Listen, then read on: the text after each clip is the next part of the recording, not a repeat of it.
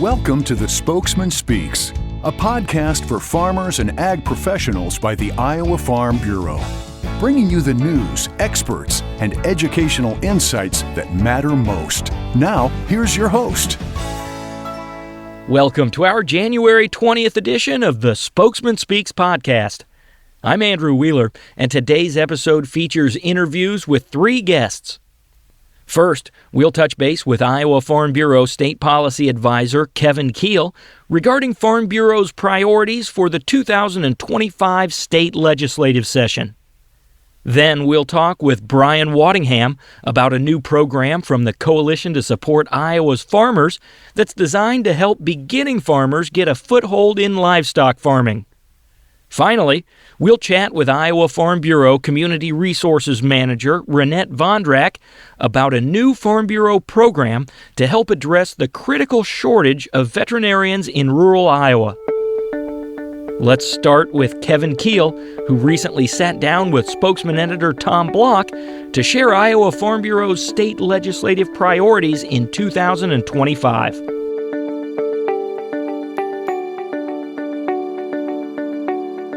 We're visiting today with Kevin Keel, Iowa Farm Bureau State Policy Advisor, to talk about some of the key issues affecting agriculture during the 2025 legislative session.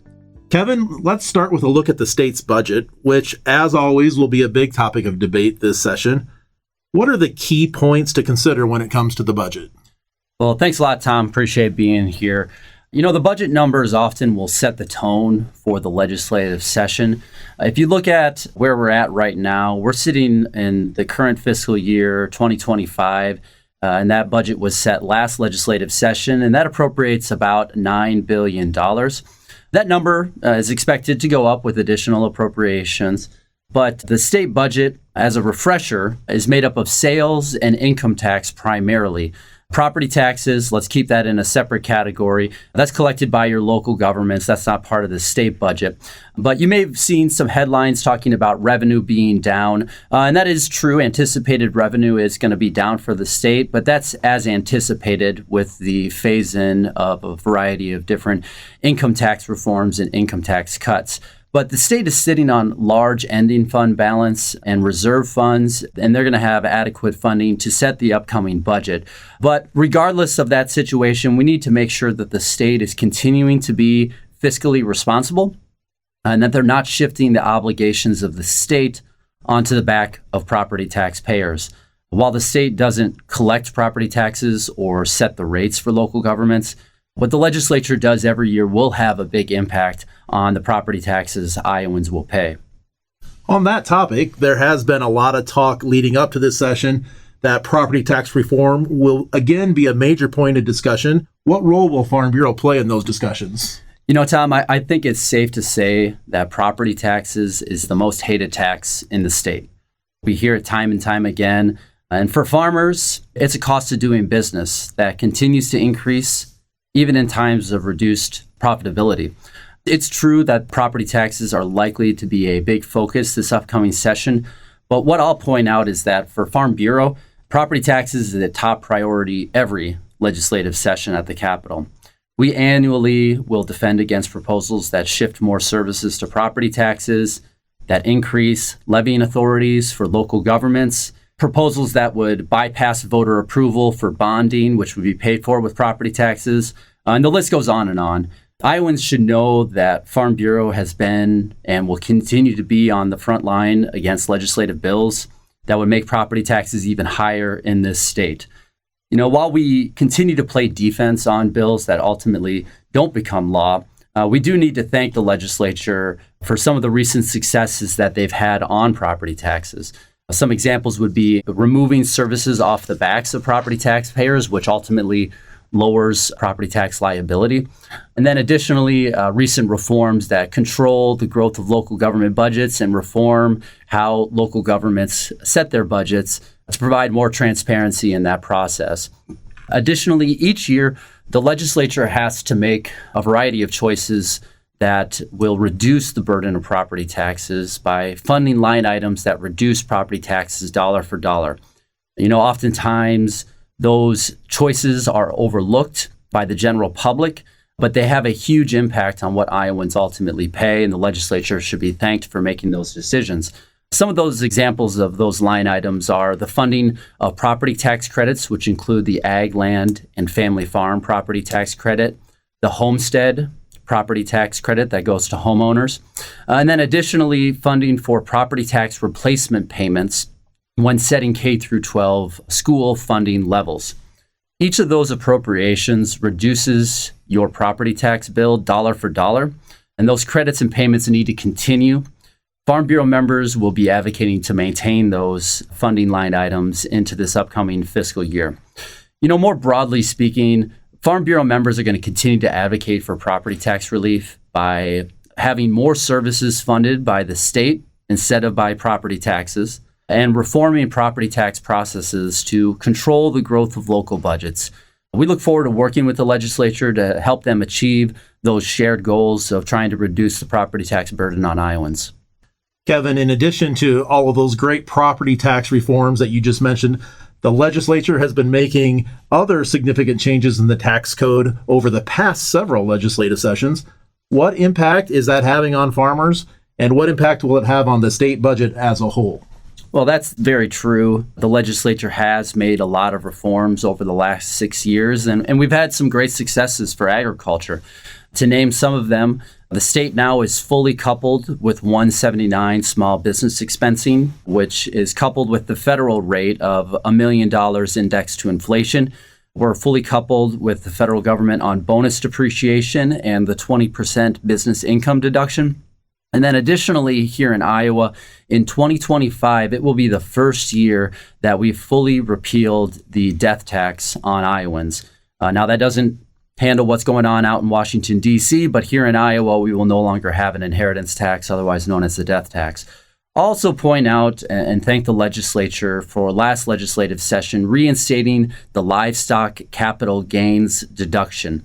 That ensures that any gain that a farmer has on the sale of breeding livestock, that gain will remain income tax free at the state level. So we want to thank the legislature for enacting that reform, making a tax reform that is pro-growth in the livestock industry, a tax code that incentivizes livestock production in this state. And Farm Bureau members were really the tip of the spear on that effort to make sure that that became law.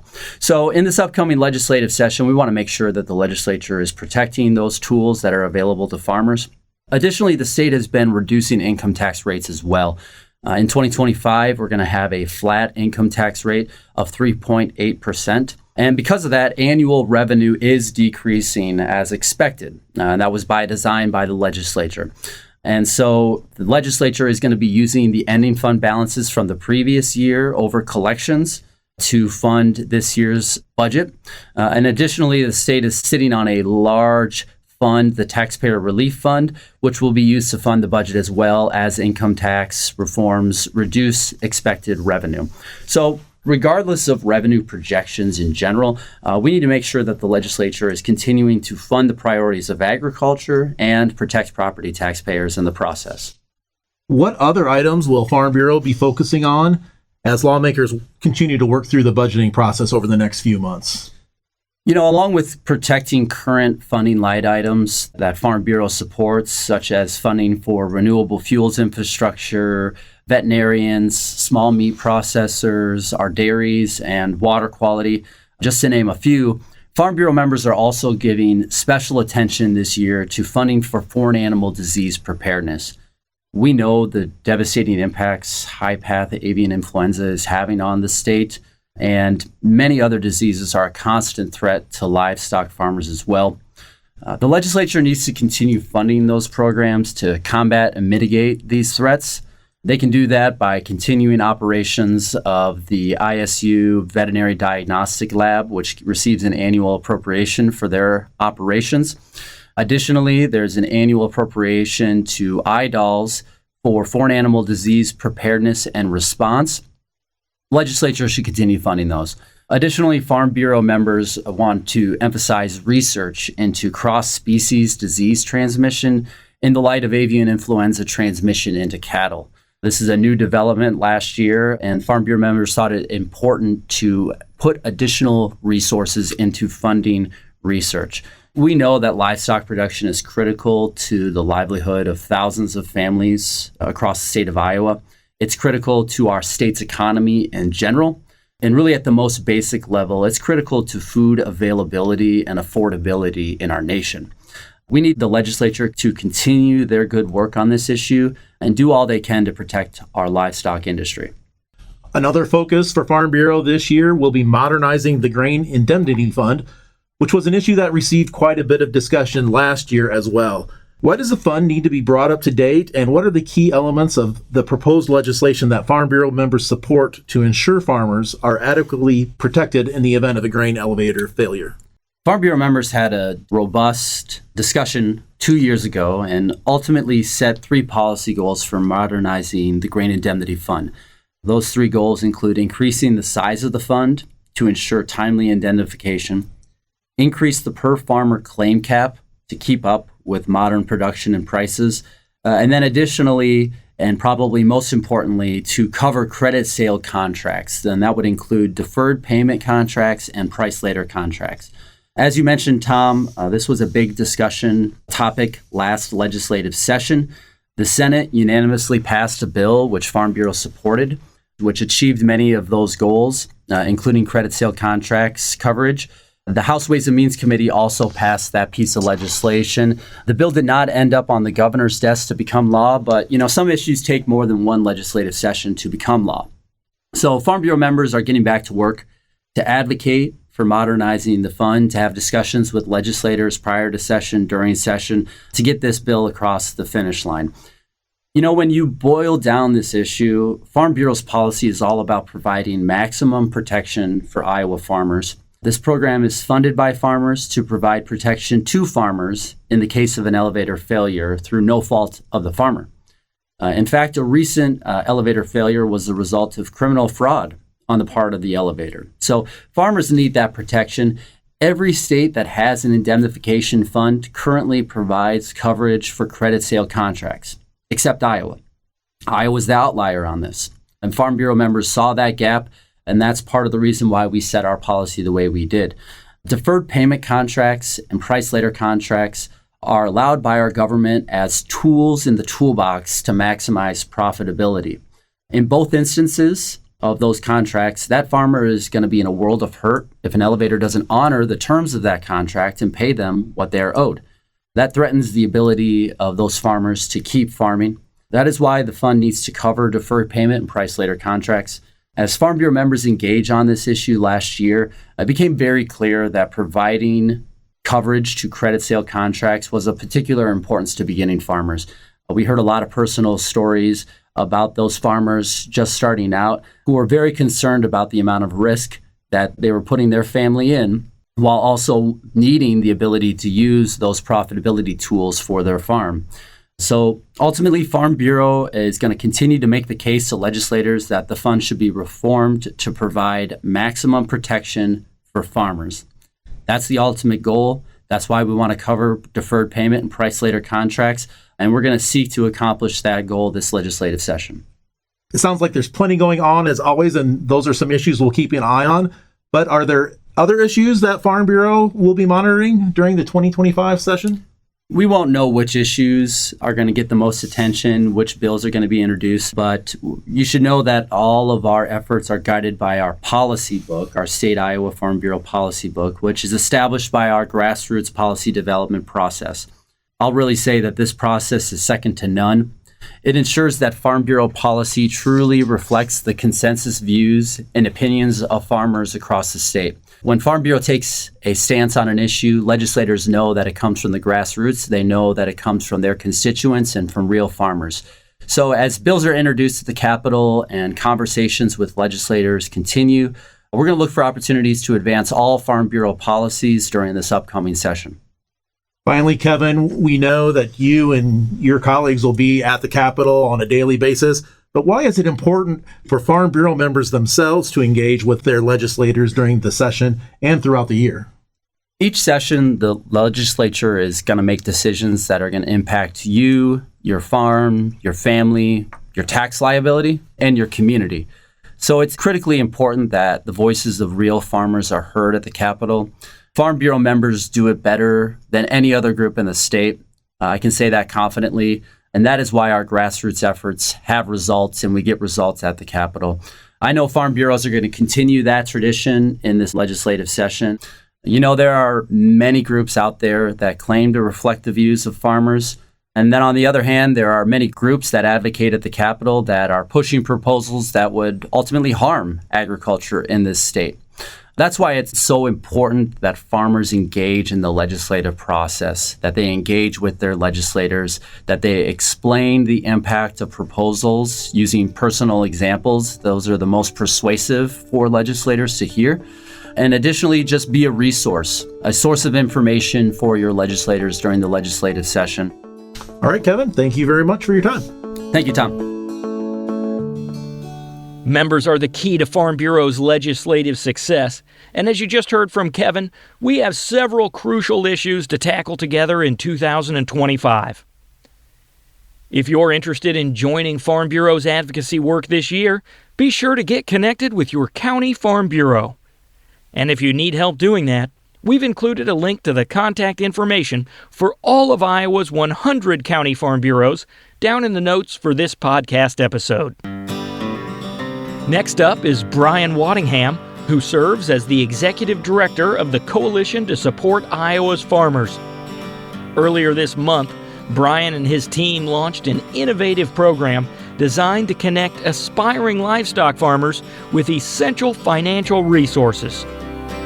The program is also designed for established farmers who want to pass their farm operations on to the next generation. With more on the Building Your Livestock Legacy program, here's Brian with Spokesman editor Tom Block.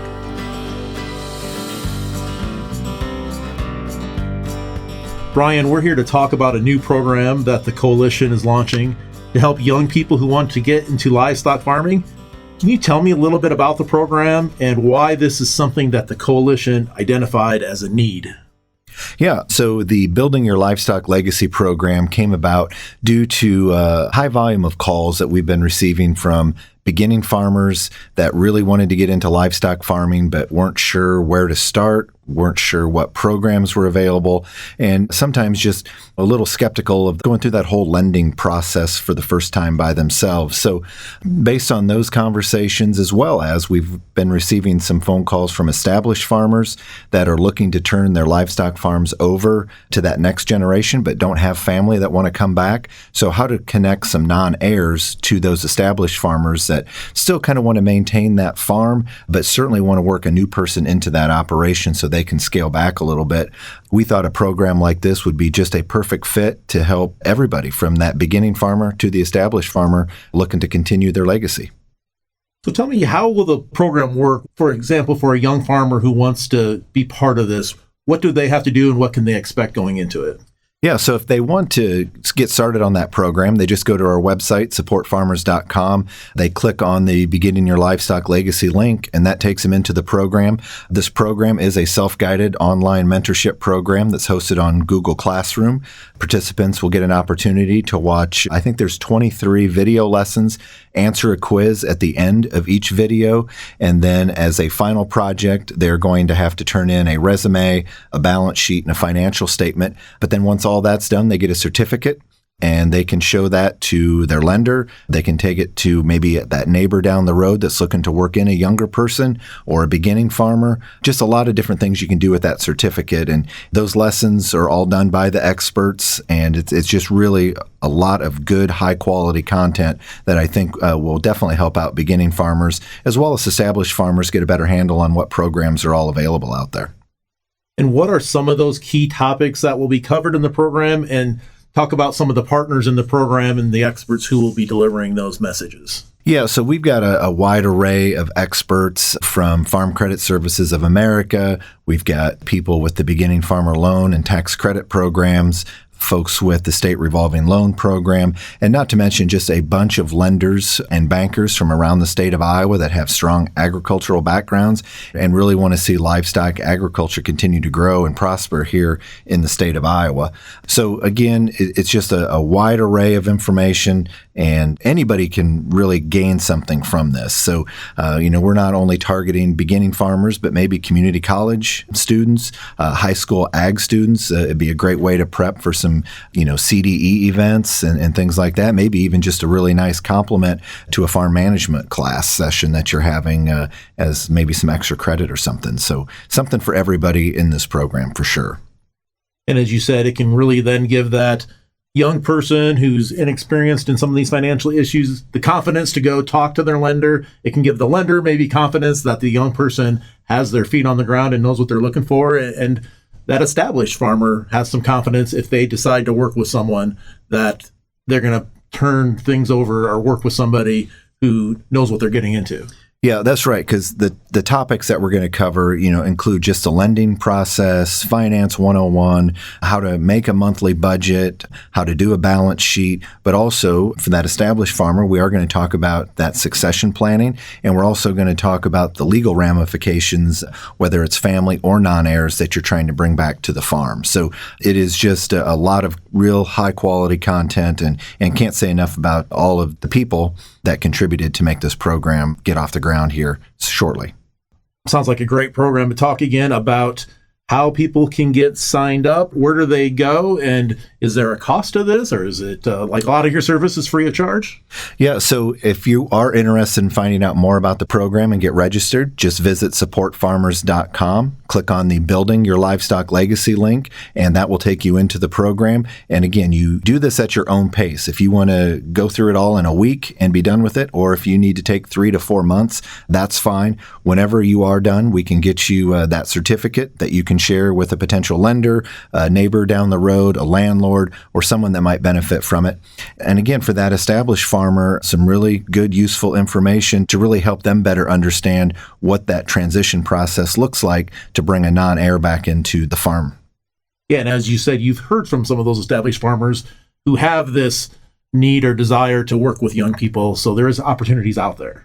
Yeah, we've taken, I would say just in the last 2 weeks, probably 5 calls from established swine and cattlemen that are looking for people to come and not just work for them, but work into that farming operation and really give them a piece of that farm. And it might take 10 or 15 years, almost like an apprenticeship of sorts, but you would be getting paid a wage. And at the same time, you'd be earning a little bit of that farm to work into your own family goals. So again, it's just, I think, a great way to really connect these hungry beginning farmers with that established farmer that's looking to cut back, because a lot of these farmers, you've established 40, 50 years of genetics in your cow herd, or you've got several swine finishers that are still in great shape, and you've got contracts. So for a young person or a beginning farmer, it just makes a ton of sense to step into an operation like that. For more than 20 years, the Coalition to Support Iowa's Farmers has been the go-to source for Iowa's livestock farmers. And now, with their new Building Your Livestock Legacy program, you really need to make the Coalition your first call, whether you're just getting started, growing an existing farm, or looking for assistance to transfer your livestock farm to the next generation. Like Brian said, the Coalition's website has much more information on that program and more. Just head out to supportfarmers.com or click the link we've provided down in the notes for this episode.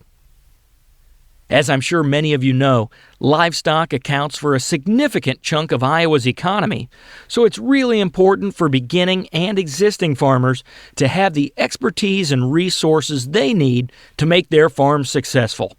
That includes veterinarians. And unfortunately, farmers know all too well that rural Iowa faces a critical shortage of veterinarians. Our next guest is here to talk about a new Iowa Farm Bureau program designed to help address that issue. Once again, here's Tom Block with Iowa Farm Bureau's Community Resources Manager, Renette Vondrak.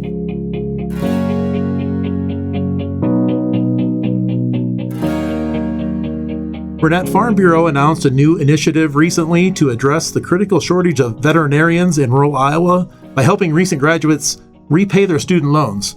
Can you describe how this program came about? Absolutely. Well, obviously, Iowa's livestock farmers value veterinarians as vital partners, in their commitment to prioritizing the health and well-beings of their animals. In 2019, Iowa Farm Bureau first made a large investment to the Iowa State University Vet Diagnostic Lab. And then Iowa Farm Bureau Federation was one of several partners who led the push for legislation when Governor Reynolds in 2020 signed a bill into law creating the Rural Iowa Veterinarian Loan Repayment Program to address the critical veterinarian shortages in rural communities. And since inception of that program, the state's loan repayment program has been embraced with enthusiasm, and they've also seen a growing number of applications.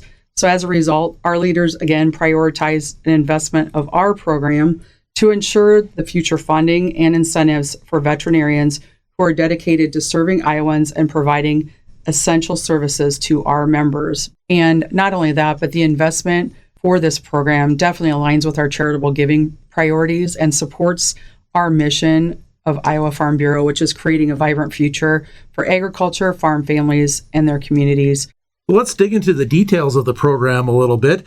Can you tell me more about it, the funding amounts, and how the program works? Absolutely. So IFBF, we're going to award up to $25,000 in loan repayment incentives to 4 individuals who will practice vet medicine in Iowa. And that incentive will be payable over 4 years toward outstanding loans. With time within those 4 years, those payments will increase. So the first year, it'll be $5,000. The next year, $5,000, then $7,500 and $7,500. So that's how that payment will be paid out. So the longer it is, the more fruitful the payment is. Well, that's a great incentive. We know how hard it is for students to make those payments.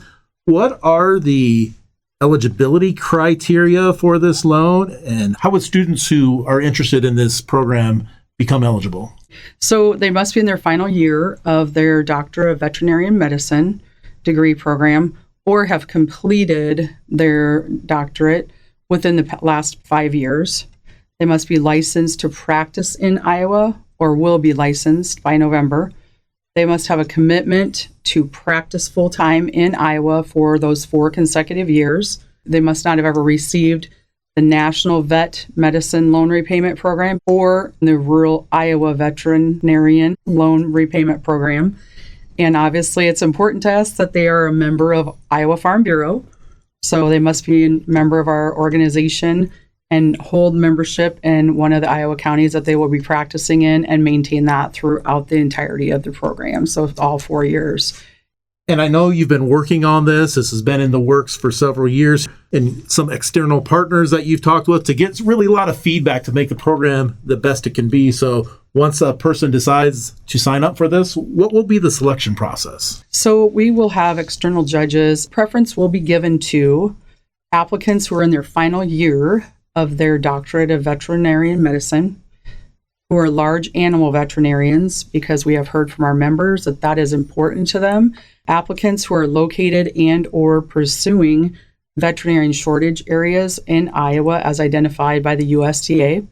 Graduates who are from Iowa and Iowa's high school, a technical school, or have attended college or a university within Iowa. When they're from that Iowa area, they're going to stay in Iowa as well. So that's something that will be looked at. They'll be scored higher points based upon these preferences here.